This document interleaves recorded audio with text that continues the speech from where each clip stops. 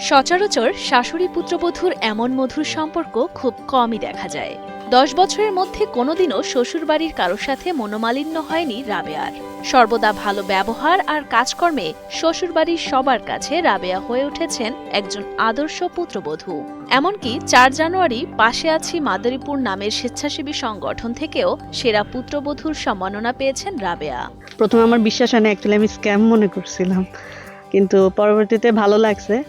সেখান থেকে আমাকে একটা সম্মাননা দেওয়া হয় এবং পাওয়ার পরে ভালো লাগছে, মনে হচ্ছে আরও ভালো করি ভবিষ্যতে, যাতে আমাকে দেখে বা আমরা যারা সম্মাননাটা পেয়েছি তাদেরকে দেখে আরও অনেকেই এভাবে পরিবার নিয়ে একসাথে থাকার চেষ্টা করে বা একসাথে থাকে, কারণ দিন শেষে পরিবারই আপনজন। সেরা পুত্রবধূর সম্মাননা পাওয়ার পেছনেও রয়েছে শ্বশুরবাড়ির অবদান। সেরা পুত্রবধূর সম্মাননা দেয়া হবে এই মর্মে নিজস্ব ফেসবুকে বিজ্ঞপ্তি দেয় পাশে আছি মাদারীপুর নামের স্বেচ্ছাসেবী সংগঠনটি। সে সময় রাবেয়ার ননদ সাইয়েদা উর্মি নিজ উদ্যোগে ফর্ম সংগ্রহ করে জমা দেন। এরপরই স্বেচ্ছাসেবী সংগঠনের যাচাই বাছাই কমিটি রাবেয়া সম্পর্কে তথ্য নেন তার শ্বশুর, শাশুড়ি, ননদ ও পাড়া প্রতিবেশীর কাছ থেকে। তার সম্পর্কে সবার কাছ থেকে প্রশংসা শুনে সেরা পুত্রবধূ হিসেবে নির্বাচিত করা হয় রাবেয়াকে।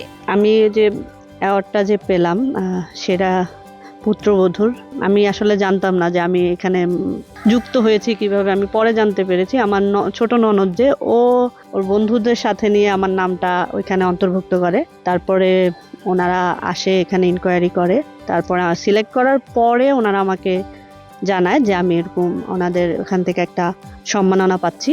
রাবেয়া রহমান মুক্তার ঢাকা মহিলা পলিটেকনিক ইনস্টিটিউট থেকে আর্কিটেক্ট ইঞ্জিনিয়ারিং এর উপরে ডিপ্লোমা শেষ করে ঢাকায় একটি বেসরকারি ইঞ্জিনিয়ারিং ফার্মে কর্মরত ছিলেন।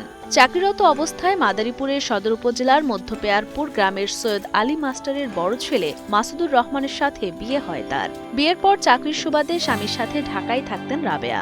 তবে শাশুড়ি অসুস্থ হয়ে পড়লে চাকরি ছেড়ে গ্রামের বাড়িতে এসে শ্বশুর বাড়ির সবার দায়িত্ব নেন রাবেয়া। বউ সংসারে কাজকাম করতেছে, ইনশাল্লাহ আমি অনেক সময় রাগ হয়ে যাই, দেখি কেমন করে, না দেখি যে না ধৈর্য ধরে আমার বাবা কায়তান। প্রায় 10 বছর হয়ে গেছে বিয়ে হয়েছে, আন্তরি কোনো জর্গাজারি হয় নাই, নন্দেগোর সাথে হয় নাই, দেবরাটা হাতে বিদেশি, একতাই আছি, আন্তরি ভালোই আছি। আমরা এক জায়গায় থাকলে কেউ বলতে পারবে না যে সে আমার ভাবি বা আমি তার ননদ, আমরা বোনের মতো। বর্তমানে এক কন্যা সন্তানের মা রাবেয়া। দিনভর শ্বশুর শাশুড়ি যত্ন সহ বাড়ির যাবতীয় কাজ ও রান্নার সবকিছুই একাই সামাল দেন তিনি। শ্বশুরবাড়ির প্রতি মেয়ের এমন ভালোবাসা দেখে আনন্দ প্রকাশ করেন রাবেয়ার মা। অনেক আনন্দ লাগছে এবং আমি যে জিনিসটা দেখবো আমি কোনোদিনও কল্পনা করিনি।